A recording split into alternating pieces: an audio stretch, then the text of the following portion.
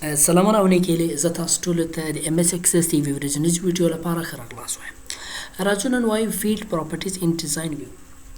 تېره ورځ چې څنګه موږ په ریکارډ او په فیلډ باندې خبرې وکړې، نو نن راځو هغه کوم فیلډ چې وو هغه خپلې پراپرټیانې لري هم په ډیزاین ویو کې هغه ډسکسو. نو راځو ګورو چې دغه کوم د فیلډ پراپرټیز د په کوم ځای کې موجود دی او څنګه شکل لري. نو کله چې موږ ام اس اکسس خلاص کو بعد له هغه راځو ډیزاین ویو ته. ډیزاین ویو ته ما تاسو ته ویلي چې په درې طریقو باندې موږ کلای سو. کله چې زه ډیزاین ویو ته راسم تاسو دلته کتلی شئ چې دا فیلډ نیم ده او ډیټا ټایپ ده. دلته تاسو کتلی شئ چې فیلډ پراپرټیز نوشته دي. کوم دغه اوس موجوده کرسر چې د باندې دغه د فیلډ پراپرټیانې دي. نو اوله یوه ده فیلډ سایز، یعنی فیلډ سایز باندې کار کوي. نو دلته تاسو کتلی شئ چې بای ډیفالټ 255 ده. که چیرې موږ وغواړو چې دا کم کو نو کمولی یم سو.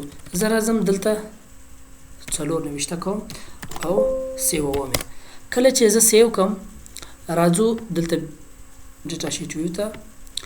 دلته زه نوشته کوم عثمان. اوس چې زه عثمان نوشته کوم ان ده زه ټایپوم، زه ان نسم ټایپولی.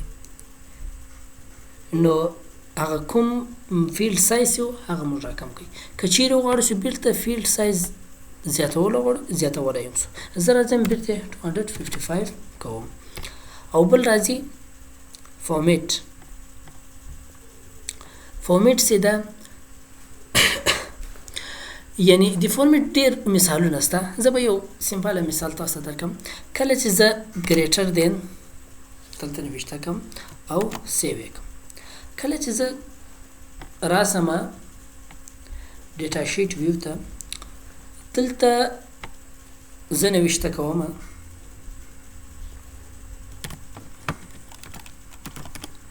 زه نظیر نوشته کوم. اوس تاسې لیدلی شئ چې دغه کوم نظیر نوم چې ده دا په لوور کیس کې ده. که زه چیرې بل فیلډ ته واوړم دا اټومیټیکلی اپر کیس ته واوړي.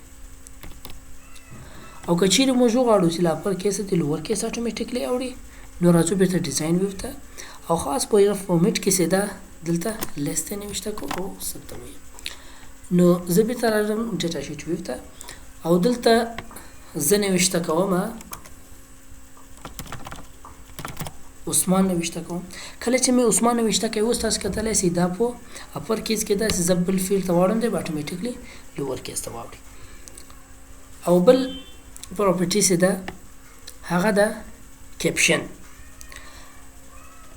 کیپشن کله چې موږ یو